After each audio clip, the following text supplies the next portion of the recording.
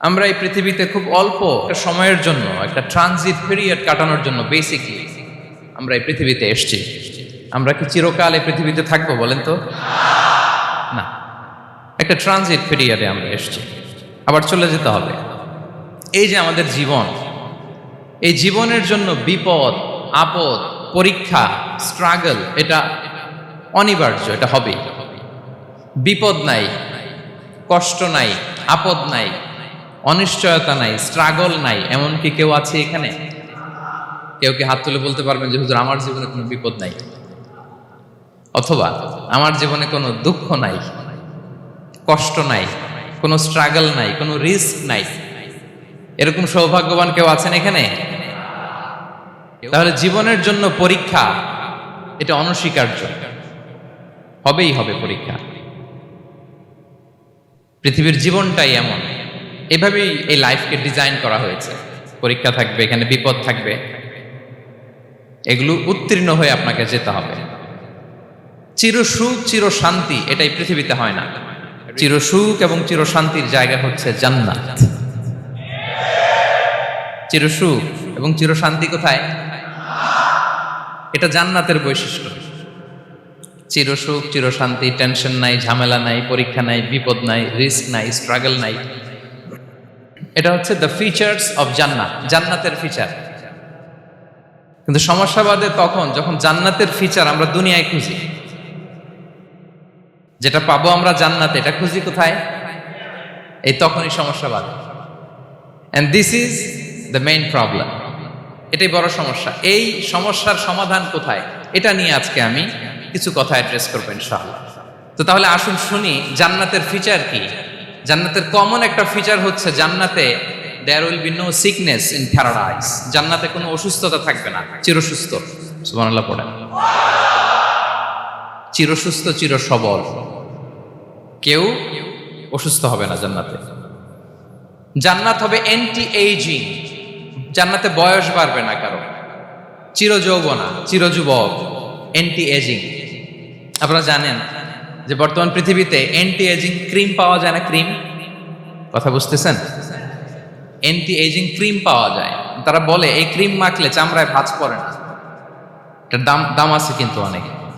Anti ageing cream লাগায়, shampoo use করে, anti ageing oil আছে, এটা দিলে নাকি চামড়ায় ভাঁজ পড়ে না। ইভেন ভারতের অনেক বড় একজন ব্যবসায়ী মুকেশ আম্বানি, নাম শুনছেন না? যে তার ছেলের বিয়ে হয়ে গেল। তো এই মুকেশ আম্বানির স্ত্রী নীতা আম্বানি, সে কিছুদিন আগে এক বটল গোল্ড ওয়াটার খেয়েছে, gold water, and it's cost $60,000। $60,000 দাম এক বোতল গোল্ড ওয়াটারের। কেন? ফর অ্যান্টি এজিং, যাতে বয়সের ছাপ গালে না থাকে। এখন বলেন, এভাবে কি আমাদের বয়সকে ধরে রাখা সম্ভব এই পৃথিবীতে? সম্ভব না, কারণ এই ফিচারটা দুনিয়ার ফিচার না, এটা জান্নাতের ফিচার। সুবহানাল্লাহ পড়েন। তাহলে জান্নাতে কেউ অসুস্থ হবে না। জান্নাত হবে চির যৌবন, চির যৌবনা। ওখানে আমরা যুবক থাকবো, প্রত্যেকে 33 বছরের যুবক যুবতী হয়ে জান্নাতে ঢুকবো।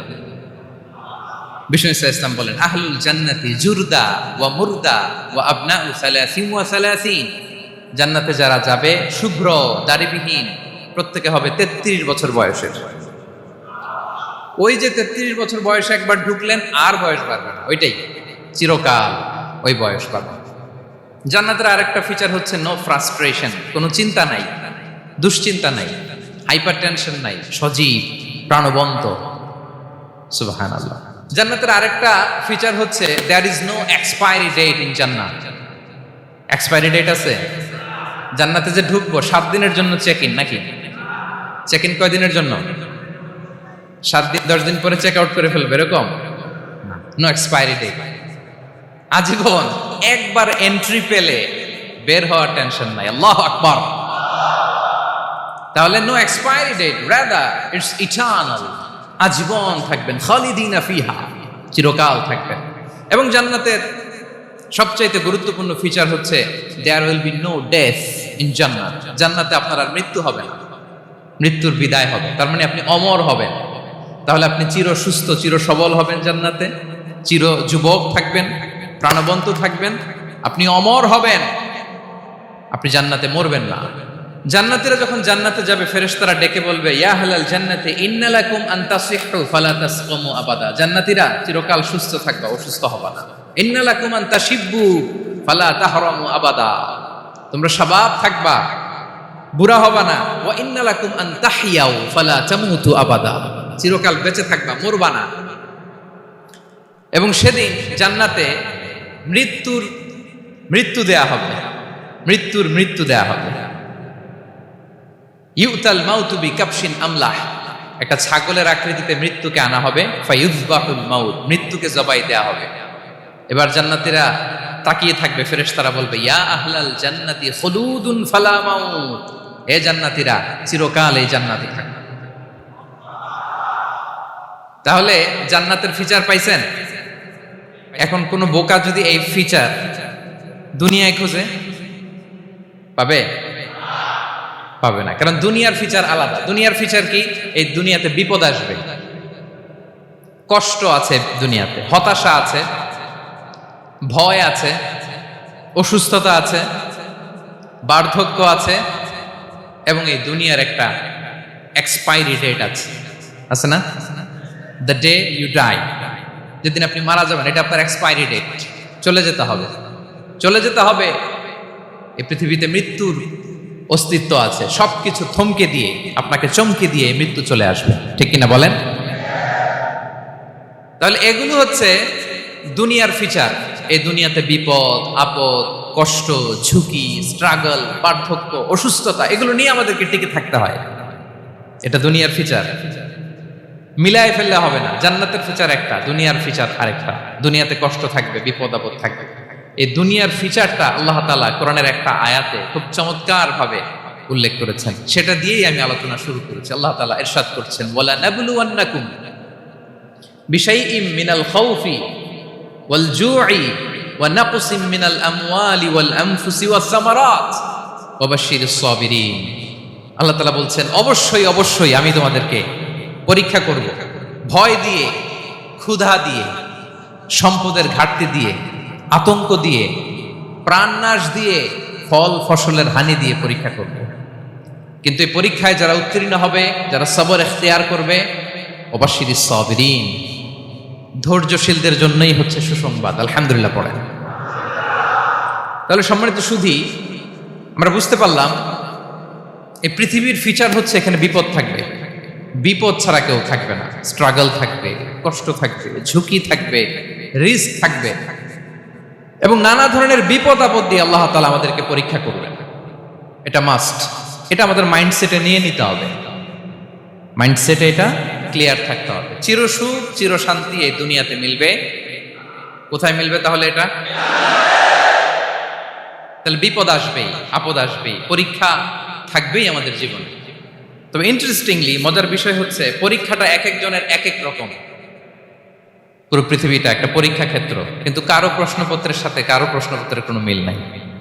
সুবহানাল্লাহ। আমার পরীক্ষা একরকম, আপনার পরীক্ষা আরেক রকম, ওই ভাইয়ের পরীক্ষা আরেক রকম, ওনারটা আরেক রকম। সবাই পরীক্ষার্থী, কিন্তু কারো প্রশ্নপত্রের সাথে কারো প্রশ্নপত্রের কোনো মিল নাই।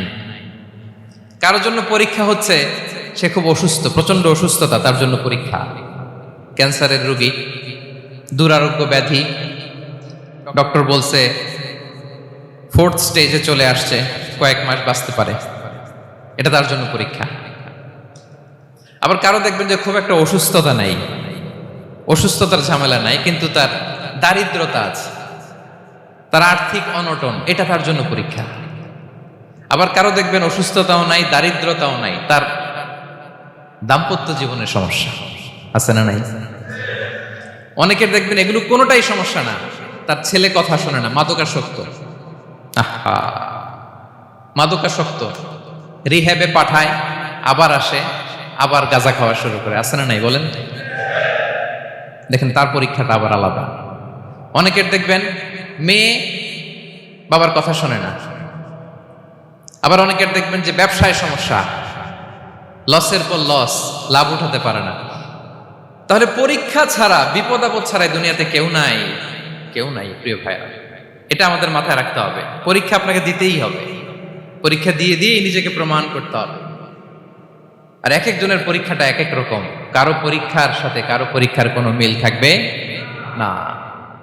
তো মাঝে মাঝে আমরা এটা ভুলে যাই। আল্লাহ তাআলা কালামে পাকে রিমাইন্ডার দিয়ে আমাদেরকে স্মরণ করিয়ে দিতে চান যে এই পৃথিবীতে আসলে তোমরা এসেছো পরীক্ষা দিতে।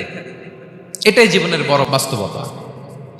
আমাদের জীবনে যত হতাশা, আমাদের জীবন নিয়ে যত অভিযোগ, আমাদের মনে যত কষ্ট, আমাদের হৃদয়ের ভেতরে যত অস্থিরতা, তার মূলে হচ্ছে এই সমস্যা যে আমরা ভুলেই গেছি আমরা পরীক্ষা দিতে আসছি। এটা যদি ভুলে না যান, এটা যদি আপনার মাইন্ডসেটে থাকে যে পুরো জীবনটা একটা পরীক্ষা, তাহলে দেখবেন কোনো কিছু আপনাকে কাবু করতে পারবে না। আপনি হতাশ হবেন না, জীবন নিয়ে আর অভিযোগ থাকবে না, আপনি ভেঙে পড়বেন না, সব অভিযোগ হতাশা দূর হয়ে যাবে। তারপর বুঝতে পারলাম পরীক্ষা আপনাকে দিতেই হবে। পরীক্ষা দেয়া ছাড়া এই পৃথিবী থেকে চলে যাওয়ার কোনো চান্স বা সুযোগ আমাদের কারো নেই। সূরাতুল আনকাবুতে আল্লাহ তাআলা এই কথাটা আরো চমৎকার ভাবে বলেছেন। আল্লাহ তাআলা ইরশাদ করছেন, আহাসিবান নাসু আইয়ুতরাকু আইয়াকুলু আমান্না ওয়া হুম লা ইফতানুন ওয়ালাকাদ ফাতান্নাল্লাযীনা মিন ক্বাবলিহিম ফালা ইয়া'লামান্নাল্লাহুল্লাযীনা সাদাকু ওয়ালা ইয়া'লামান্নাল কাযিবিন। আল্লাহ বলেন, মানুষ কি ভেবেছে সে শুধু বলবে আমি ঈমানদার আর তাকে আমি জান্নাতে ঢুকাই দিব? না, কখনো না, কোশ্চিনকালেও না। বরং পূর্ববর্তীকালে যারা পৃথিবীতে এসেছিল তাদেরকে আমি পরীক্ষা নিয়েছি, পরীক্ষা করেছি, এবং তাকেও ঈমানের প্রশ্নে সে সত্যবাদী না মিথ্যাবাদী পরীক্ষা দিয়ে দিয়ে নিজেকে প্রমাণ করতে হবে। ঠিক কিনা বলেন? পরীক্ষা দিয়ে আপনাকে প্রমাণ করতে হবে। এবং এই পরীক্ষার ব্যাপারটা, এটা যে শুধু আমরা সাধারণ মানুষ আমাদের জীবনে দুঃখ বিপদ পরীক্ষা এমনটা নয়। এই পৃথিবীর সবচাইতে শ্রেষ্ঠ মানুষ যারা ছিলেন তাদেরকে আল্লাহ পরীক্ষা নিয়েছেন। বলেন তো এই পৃথিবীতে সবচাইতে শ্রেষ্ঠতম মানুষ কারা? সবচাইতে শ্রেষ্ঠ ভালো মানুষ কারা ছিল পৃথিবীতে? বলেন তো নবীরা। আওয়াজ করে বলেন তো কারা? তো বলেন তো নবীদের জীবনে পরীক্ষা ছিল কি ছিল না?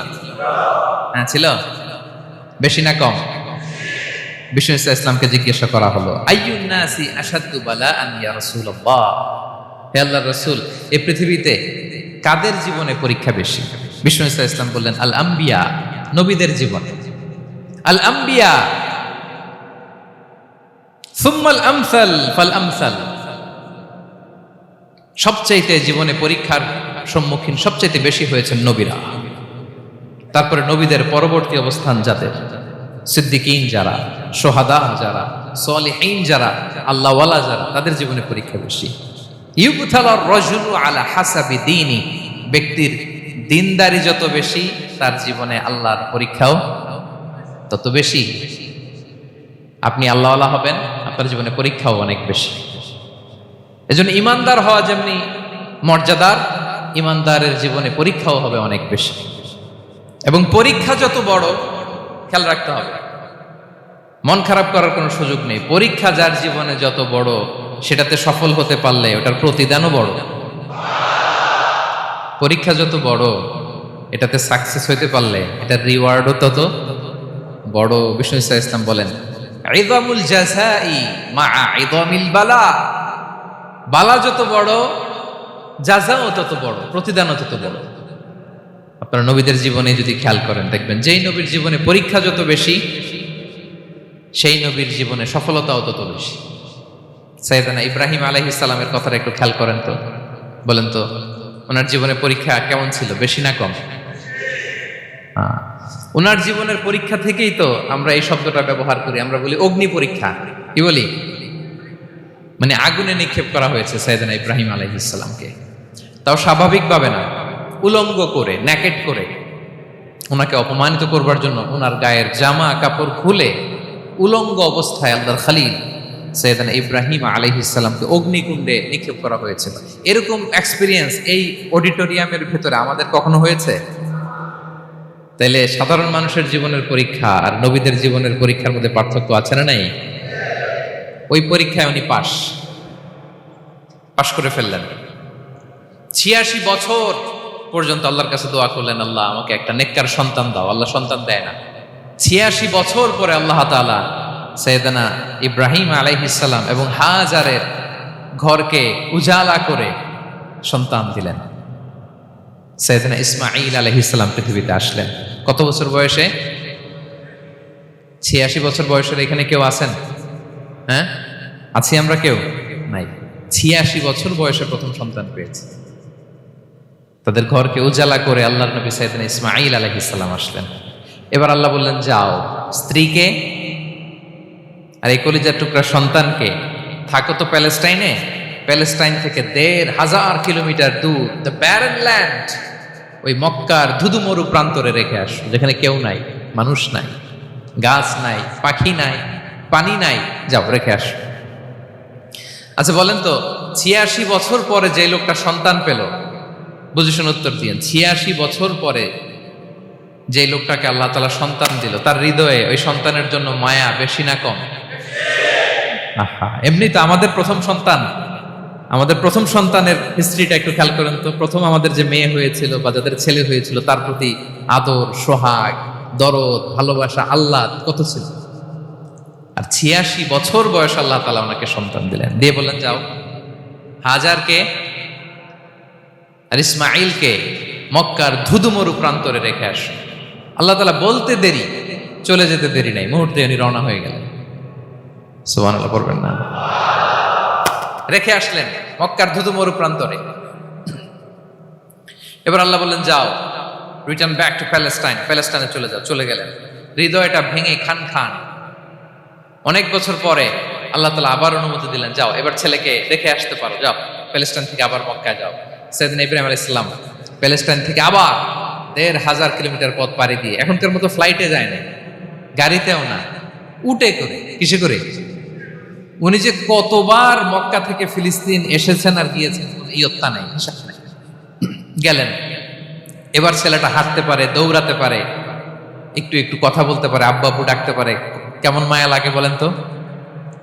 মায়া ভালোবাসায় যখন টইটম্বুর, ঠিক ওই মুহূর্তে আল্লাহ বললেন, ছেলেকে জবাই করো, জবাই করো ছেলেকে। আল্লাহ তাআলা বলতে দেরি করেছেন, আল্লাহর আদেশ পালনে ১ সেকেন্ডও তিনি দেরি করেন নাই। ছুরি চালালেন, জান্নাত থেকে দুম্বা নিয়ে আসা হল। এভাবে আল্লাহর নবী ইব্রাহিম আলাইহিস সালাম ওনার জীবনের প্রতিটি ক্ষেত্রে যেখানে আল্লাহ তাআলা ওনাকে পরীক্ষা নিয়েছেন, উত্তীর্ণ হয়েছেন। এবং দেখেন ওনাকে আল্লাহ তাআলা কি উপহার দিলেন, আল্লাহ তাআলা ওনাকে খলিলুল্লাহ উপাধি দিলেন, আল্লাহর বন্ধু। সুবহানাল্লাহ বলেন। আল্লাহ তাআলা বলছেন, ওয়া ইযিবতালা ইব্রাহিম রাব্বুহু বিকালিমাতিন ফাআতাম্মাহুন ক্বালা ইন্নী জাঈলুকা লিন-নাসি ইমামা। আল্লাহ অনেকগুলো পরীক্ষা নিয়েছিলেন সাইয়েদনা ইব্রাহিম আলাইহিস সালাম, প্রতিটা পরীক্ষায় সাকসেসফুলি পাস করেছেন, গোল্ডেন এ প্লাস। আল্লাহ বলেন, ইন্নী জাঈলুকা লিন-নাসি ইমামা, I'm gonna make you the leader for the entire human being. I'm gonna appoint you as a leader for the entire universe.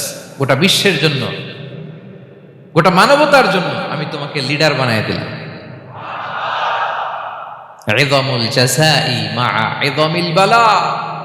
পরীক্ষা যত বড়, ওই পরীক্ষায় পাশ করলে ওইটার ফলাফল ও প্রতিদানও বড়।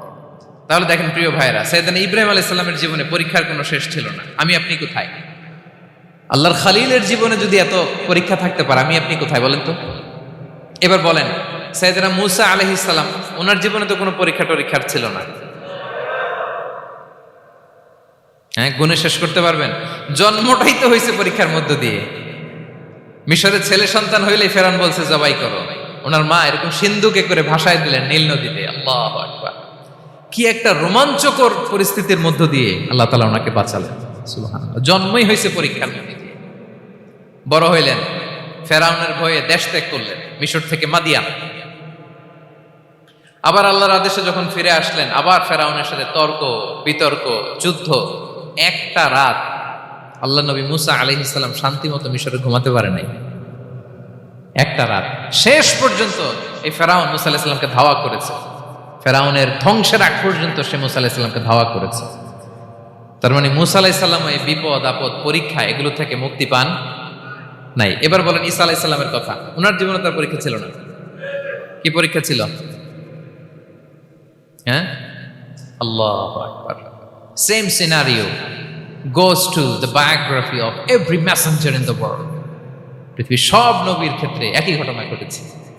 সাইয়েদনা ঈসা আলাইহিস সালাম দাওয়াত যখন দিলেন, ওনার বিরোধিতা শুরু হলো, ওনাকে হত্যার ষড়যন্ত্র হলো, ইভেন কি ওনাকে মারার জন্য বনি ইসরায়েলেরা উদ্ধত হলো, জানে বাঁচবার জন্য পালালেন, এক ঘরে ঢুকলেন, চারদিক দিয়ে ঘেরাও করলো, উনি দরজা জানালা লাগাই দিলেন। ওরা বললো একজন দরজা ভেঙে জানালা ভেঙে ভিতরে ঢুকে দেখো বেটা ঈসা কি করে। একজন ভিতরে ঢুকছে, ঢুকার সাথে সাথে বল রাফাআহুল্লাহু ইলাইহি, আল্লাহ তাআলা ঈসা আলাইহিস সালামকে উপরে উঠায় নিলেন। আর যেই লোকটাকে তারা ভেতরে ঢুকালো তার চেহারাকে আল্লাহ তাআলা ঈসা আলাইহিস সালামের চেহারার মতো করে দিলেন। এবার তার বাইরের সাথীরা বলে ঘটনা কি, বেটা ঈসাও বেরোয় না, আমাদের লোকটাও বেরোয় না, সবাই ঢুক।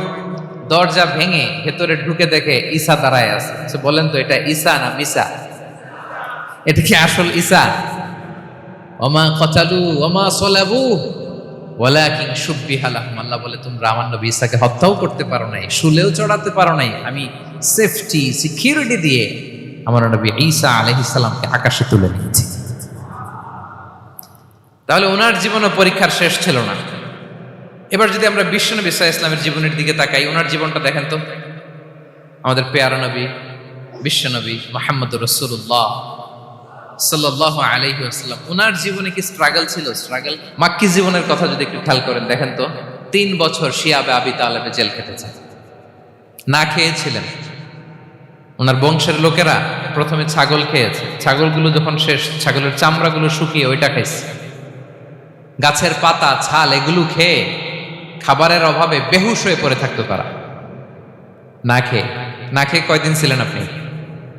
আমি কয়দিন ছিলাম না খেয়ে? মনেই তো পড়ে না, না খেয়েছিলাম কিনা কোনোদিন। এ হচ্ছে মাক্কি জীবন। মেন্টালি প্রেসার দেয়া হয়েছে। বিশ্বনবীর চাচা আবু লাহাব তার 2 ছেলে উতবা আর উতাইবা, এদের সাথে বিয়ে দিয়েছিলেন 2 মেয়ের। যখন দাওয়াত দেওয়া শুরু করলেন 2 মেয়েকে ডিভোর্স দিয়ে দিল। দেখেন একটা বাবার জন্য প্রাপ্তবয়স্কা মেয়েকে যখন উঠায় নেওয়ার আগে ডিভোর্স দেয়, তার মানসিক অবস্থাটা কেমন থাকে বলে? মেন্টালি প্রেশারাইজ করা হয়েছে, ফিজিক্যালি হ্যারাস করা হয়েছে। বিষ্ণু ইসলাম যখন নামাজে দাঁড়াতেন, উটের পচা নারী ভুঁড়ি বিষ্ণুবীর কাঁধে চাপিয়ে দেওয়া হতো। আপনার জীবনে ঘটছে কখনো? আপনি নামাজ পড়তেছেন, উটের পচা নারী ভুঁড়ি আপনার কাঁধে চাপিয়ে দেওয়া হয়েছে? কয়দিন হয়েছে এরকম? কয়দিন হয়েছে? হ্যাঁ, তারপরে তো আলহামদুলিল্লাহ বেরোয় না মুখ দিয়ে। কেমন আছেন হুজুর?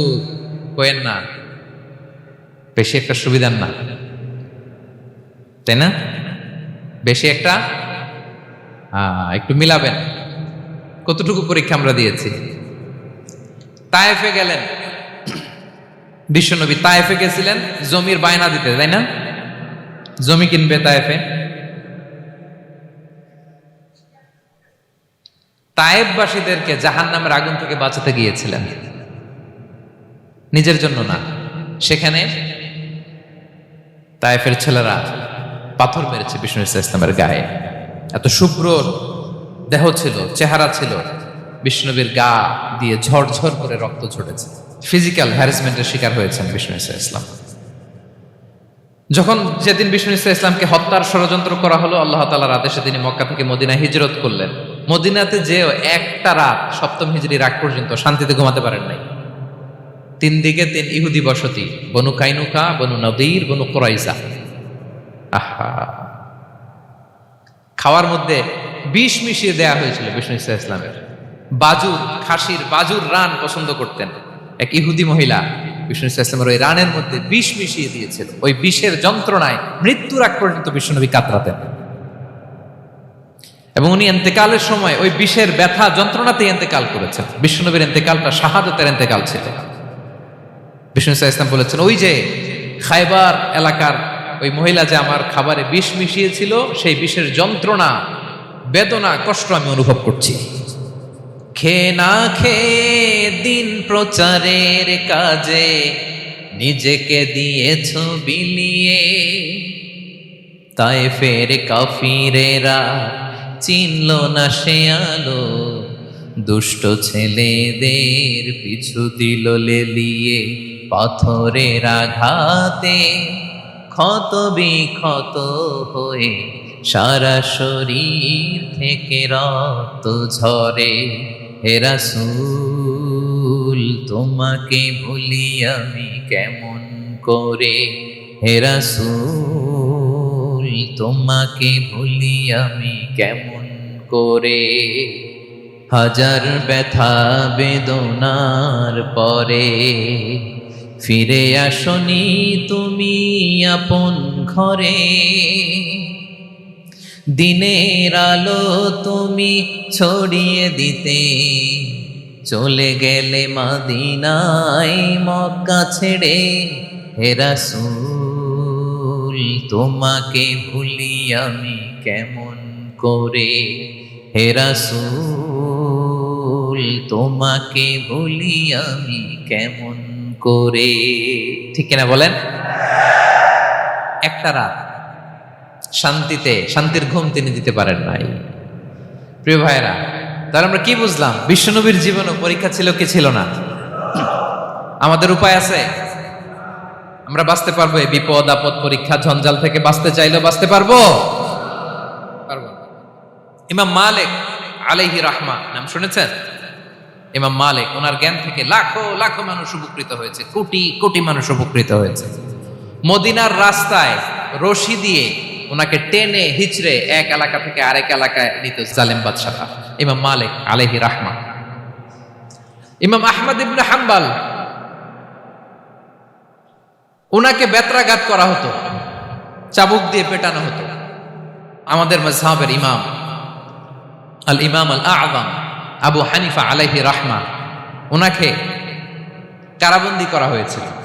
তার মানে দেখেন, যত বড় বড় স্কলার, যত বড় বড় মাশায়েখ, এমনকি আম্বিয়া আলাইহিস সালাম, ওনারাও পরীক্ষা বিপদ আপদ থেকে রেহাই পাইছে।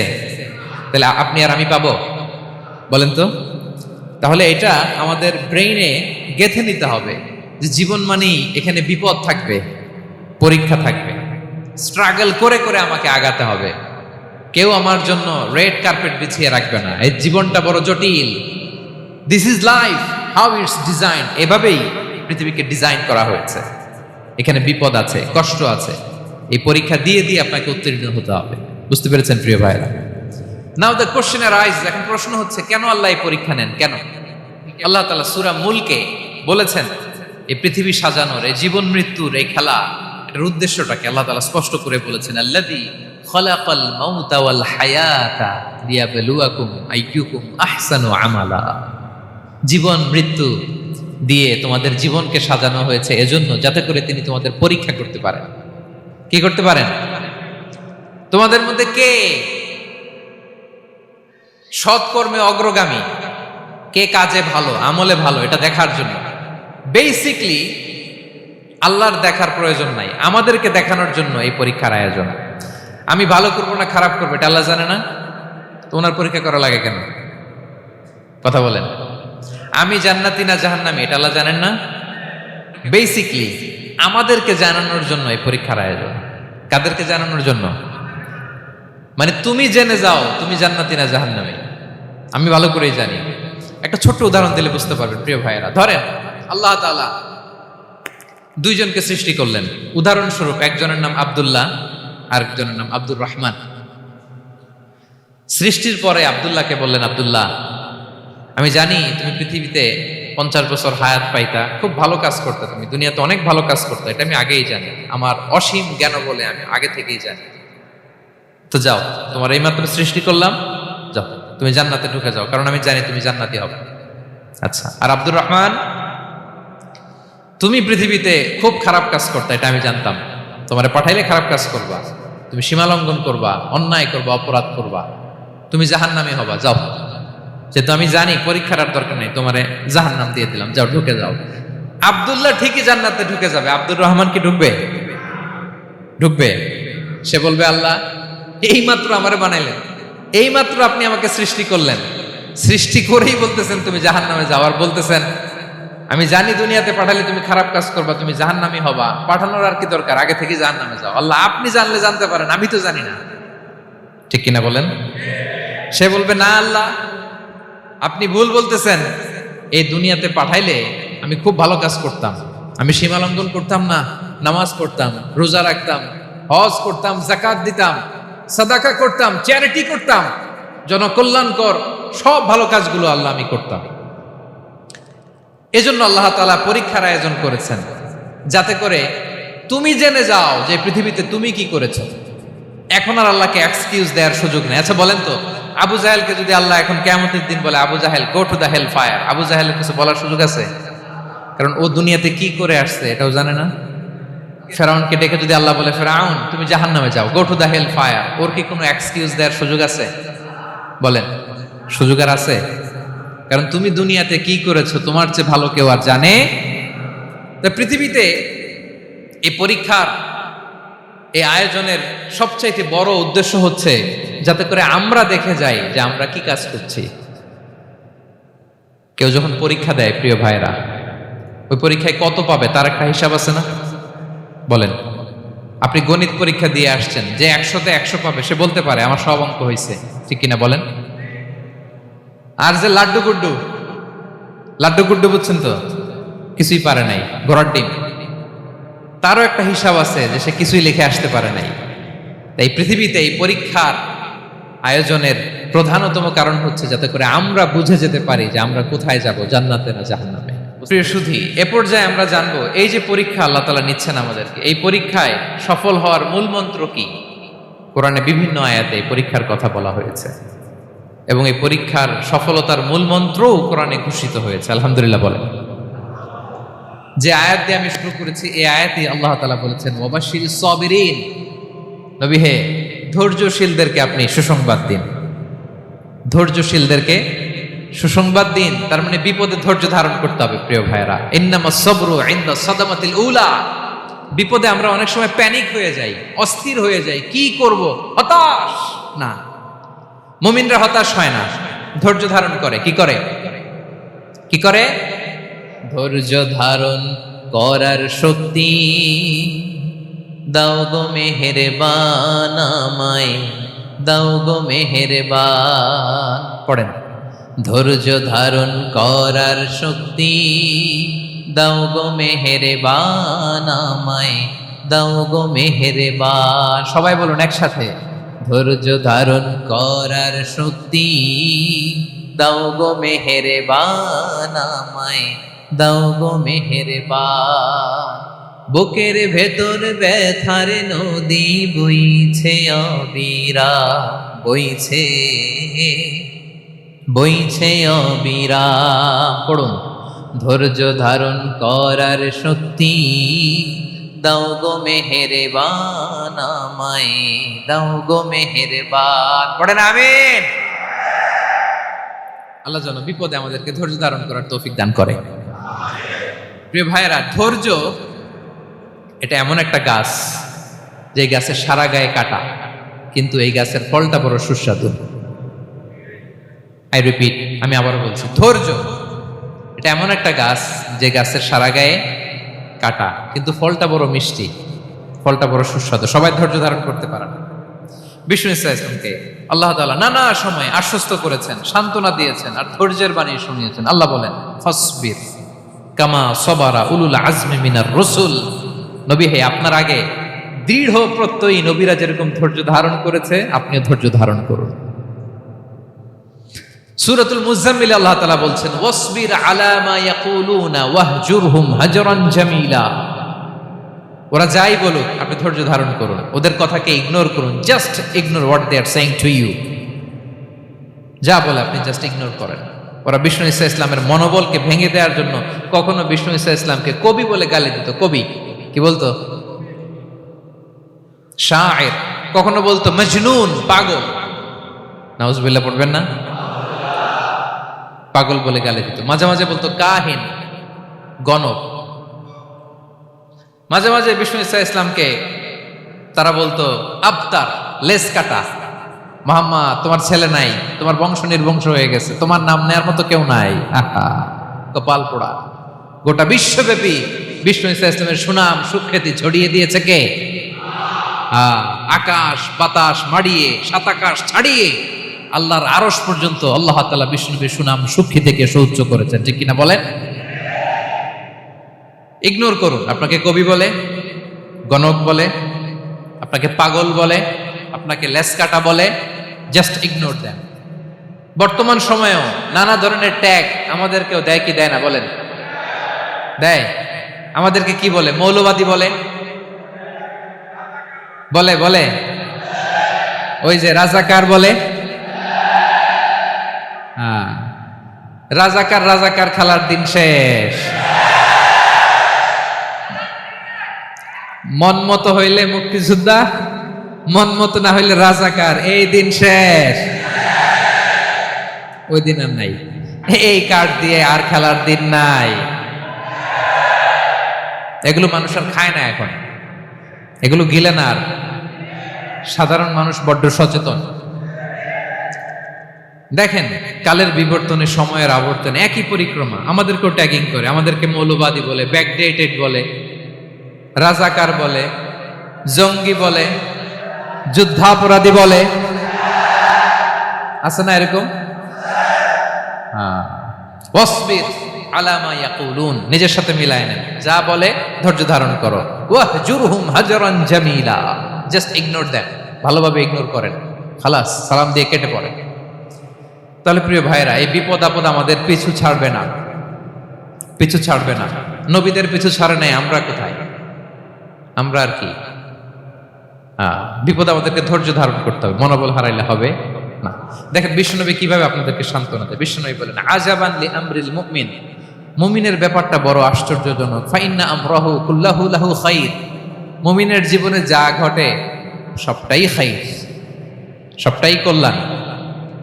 ইন আসাবাতহু সাররাউ শাকারা ফাকানা খাইরাল্লাহ ওয়া ইন আসাবাতহু দাররাউ সাবারা ফাকানা খাইরাল্লাহ। মুমিনের জীবনে যদি সুখ আসে তাহলে মুমিন শুকরগুজার হয়, এটা তার জন্য ভালো। আর যদি মুমিন জীবনে দুঃখ আসে তাহলে সে সবর ইখতিয়ার করে, এটাও তার জন্য ভালো। সুবহানাল্লাহ। তাহলে দেখেন, আমরা হয় সুখে থাকি নয় দুঃখে থাকি, ঠিক কিনা বলেন? তাহলে সুখের সময় আমরা শুকর করি, কি করি? শুকরগুজার হই। শুকরিয়া করাও একটা ইবাদত, শুকরিয়া করাও কি? আর দুঃখের সময় আমরা সবর করি, সবর করাটাও একটা। তাহলে আমাদের পুরো জীবনটাই ইবাদত, পুরো জীবনটাই সুখের সময় শুকর আর দুঃখের সময় সবর। আওয়াজ করে বলেন, সুখের সময় শুকর আর দুঃখের সময়। এই দুই ইবাদত মুমিন জীবনে চলমান, কন্টিনিউয়াস, একটা উইন উইন সিচুয়েশন। কি বলেন? উইন উইন হয়ে গেল না? যেই পরিস্থিতিতেই থাকে আমাদের জন্য লাভ। আল্লাহু আকবার। তাহলে প্রিয় ভাইরা, এটাই জীবনের বাস্তবতা। সবর আমাদেরকে ইখতিয়ার করতে হবে, হতাশ হওয়া যাবে না। অনেকে আমরা অল্পতে হতাশ হই। এই যে আমরা ধৈর্য ধারণ করছি, এর ফল পাচ্ছি না? দীর্ঘ দেড় দশক ধরে ধৈর্য ধারণ করছেন না আপনারা? এখন মুক্তি, স্বাধীনতা, বিজয় এনে দিয়েছে কে?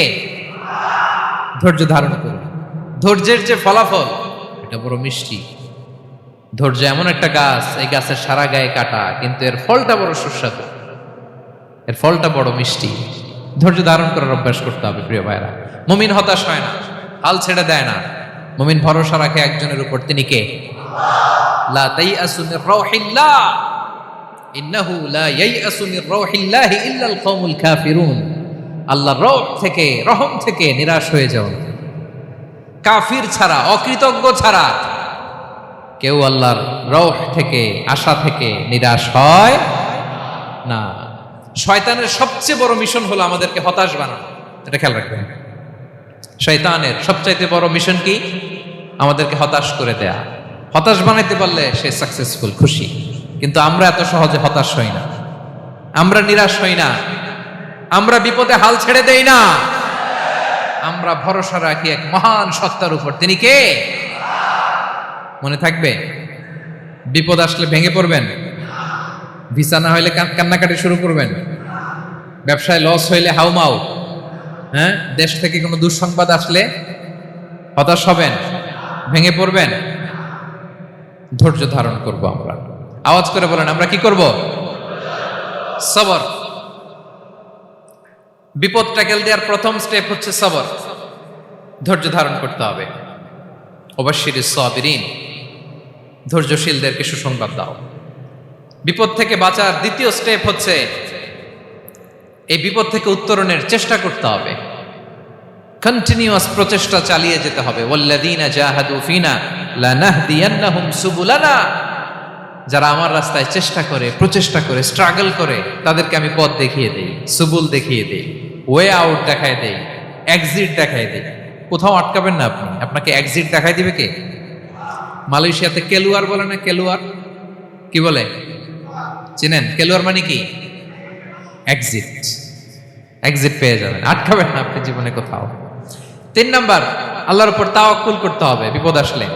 ওমাইয়া তাওয়াক্কাল আলাল্লাহি ফাহুয়া হাসবুহ, আল্লাহর উপর যে তাওয়াক্কুল করে আল্লাহই তার জন্য যথেষ্ট হয়ে যায়। তাহলে বিপদে প্রিয় ভাইয়ের আমরা প্যানিক হব না, ধৈর্য ধারণ করব, বিপদ থেকে উত্তরণের সর্বোচ্চ প্রচেষ্টা চালিয়ে যাব, আর ভরসা রাখবো একজনের উপর, তিনি কে? আর বিপদ আসলে এটাকে নেগেটিভলি নেবেন না সবসময়। বিপদ আপদ এটা অনেক পজিটিভ ভালো জিনিস আমাদের জীবনে বয়ে নিয়ে আসে। শাইখুল ইসলাম ইবনু তাইমিয়া আলাইহি রাহমা উনি বলতেন, খুব দামি কথা, খুব হেভি ওয়েট কথা, মনোযোগ দিয়ে শুনুন। তিনি বলতেন, যে নেয়ামত তোমাকে আল্লাহ থেকে দূরে সরায়, ওই নেয়ামতের চেয়ে বিপদ ভালো যে বিপদ তোমাকে আল্লাহর দিকে ধাবিত করে। আই রিপিট, আমি আবারও বলি, যে নাজ নেয়ামত তোমাকে আল্লাহ থেকে দূরে সরিয়ে দেয়, সে নাজ নেয়ামতের চেয়ে ওই বিপদ আপদ ভালো যেই বিপদ আপদ তোমাকে আল্লাহর কাছে টেনে নেয়। তাহলে বিপদ আপদ আসলে আপনি হতাশ হবেন? আর কখনো দুঃখ করবেন? মোয়ারের ভাইয়েরা, আর মন খারাপ করবেন? আপনি খেয়াল করে দেখেন, বিপদ আসলে আমরা আল্লাহরে ডাকি বেশি। যখন অসুস্থ আপনি খেয়াল করেন তো, আল্লাহ আল্লাহ তুমি ছাড়া বাঁচানোর কেউ নাই, আল্লাহ আল্লাহ তুমি হেফাজত করো, আল্লাহ তুমি সুস্থ করে দাও। যখন লাইফ থ্রেট, দেখেন আপনি গুম হয়ে যেতে পারেন, আপনার কারাবন্দি করতে পারে, এরকম একটা বিপদের মধ্যে আছেন, তখন খেয়াল করেন তো আল্লাহর সাথে আপনার কানেক্টিভিটি, রিলেশনশিপটা কতটা ডেভেলপ হয়। কারণ বিপদে পড়লে আমরা আল্লাহরে ডাকি বেশি। তাহলে বিপদ আপদেরও কিছু পজিটিভ সাইড বা দিক আমাদের জীবনে আছে না নাই? অনেক পজিটিভ দিক আছে, কয়েকটা শেয়ার করি। 1 নাম্বার, আল্লাহ 1 নাম্বার পজিটিভ সাইড তো বললাম, ইমাম ইবনু তাইমিয়া যেটা বললেন। এরপরে হচ্ছে মাঝে মাঝে আল্লাহ তাআলা আমাদের মর্যাদাকে আপগ্রেড করতে চায়, এলিভেট করতে চায়। আপনি ধরেন কোন একটা এয়ারলাইন্সের রেগুলার প্যাসেঞ্জার টিকিট কাটেন, মাঝে মাঝে হঠাৎ করে দেখবেন কাউন্টারে গেলে তারা বলে you are upgraded to business class, অথবা you are upgraded to first class. যেহেতু রেগুলার প্যাসেঞ্জার, অনেক মাইলস জমা হয়েছে, আপগ্রেড করে দেয়। আল্লাহ তাআলা মাঝে মাঝে চায় তিনি আমাদের মর্যাদাকে, র্যাঙ্ক এটাকে আপগ্রেড করবেন, কিন্তু আমার যে আমল আখলাকের অবস্থা, ওইটা দিয়ে ওই আপগ্রেড র্যাঙ্কে যাওয়ার সুযোগ নাই। বুঝতেছেন কথা? আল্লাহ চায় আমার লেভেল একটু আপ করতে, কিন্তু আমার আমলের যে অবস্থা, এতে আমি ওখানে যাই না। তখন আল্লাহ কিছু বিপদ আপদ দিয়ে, পরীক্ষা দিয়ে বান্দাকে টেস্ট করে। ওই পরীক্ষায় যদি উত্তীর্ণ হন, সাথে সাথে আল্লাহ তাআলা আপনার লেভেল বা র্যাঙ্ক আপগ্রেড করে দেয়। সুবহানাল্লাহ পড়বেন না? তাহলে লাভ না লস? আওয়াজ করে বলেন, লাভ না লস? মুমিন জীবনের সব লাভ। যত বিপদ আপদ আপনাকে স্পর্শ করে, প্রতিটাতেই আপনার জন্য কল্যাণ। বিষ্ণু ইসলাম বলেন, মা ইউসিবুল মুসলিমা মিন নাসাবিন ওয়ালা ওয়াসাবিন ওয়ালা হাম্মিন ওয়ালা হুজনিন ওয়ালা আযান ওয়ালা গাম্মিন হাত্তা শাওকাতি ইউশাকুহা ইল্লা কাফারাল্লাহু বিহা খাতায়া। আপনার জীবনে যত দুঃখ, যত যন্ত্রণা, যত টেনশন, যত অ্যাংজাইটি, যত ইনজুরি, এমনকি গোলাপ ফুল পাড়তে যে ওখানে যে কাটা বাঁধছে, বড়ই খেতে যে বড়ই গাছে ওঠার পরে যে একটা কাটা বিঁধছে আপনার হাতে, এর কারণে আল্লাহ তাআলা আপনার গুনাহ মাফ করে দেয়। সুবহানাল্লাহ। তাহলে বিপদ আপদ দিয়ে আল্লাহ বান্দার মর্যাদাকে আপগ্রেড করে। বিপদ আপদে ফেলে আল্লাহ তাআলা বান্দার পাপ মোচন করে। বিপদ আপদ দিয়ে আল্লাহ তাআলা বান্দার শাস্তি মওকুফ করে। এমন পাপ করছেন, এটার জন্য শাস্তি বরাদ্দ হয়ে গেছে, কিন্তু আল্লাহ তাআলা ওই শাস্তি থেকে মাঝে মাঝে আপনাকে বাঁচাতে চায়, তখন কিছু বিপদ দিয়ে বান্দারে পরীক্ষা করে। উত্তীর্ণ হলেই আল্লাহ তাআলা ওই শাস্তিকে মওকুফ করে দেয়।